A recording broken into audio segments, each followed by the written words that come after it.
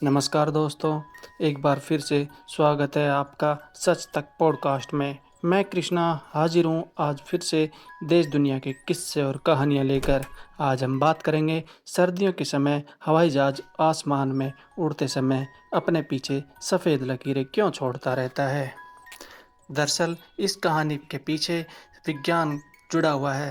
दरअसल सर्दियों के दिनों में जब हवाई जहाज या रॉकेट आसमान में उड़ता है तो पीछे सफ़ेद लकीरें छोड़ता रहता है, जिसे हम विज्ञान की भाषा में कॉन्ट्रेल या वेपर ट्रेल कहते हैं तथा आम बोलचाल की भाषा में धुआं के बादल कहते हैं।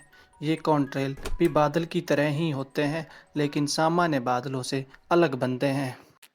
ये हवाई जहाज या रॉकेट के गुजरने के बाद ही बनते हैं और काफ़ी ज़्यादा ऊंचाई पर ही बनते हैं। इस तरह के बादल उस स्थिति में बनते हैं जब हवाई जहाज़ ज़मीन से करीब करीब 8 किलोमीटर ऊपर हो तथा वहाँ पे -40 डिग्री सेल्सियस में उड़ रहा हो। हवाई जहाज़ या रॉकेट के एग्जॉस्ट फैन से एरोसोल्स, जो एक तरह का धुआं है, वो निकलता रहता है। जब आसमान की नमी इन एरोसोल्स से साथ जम जाती है तो कंट्रेल्स बनाती है।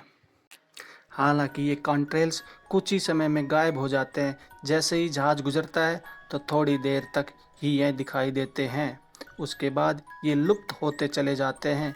इनके बनने का कारण हवा में नमी होती है।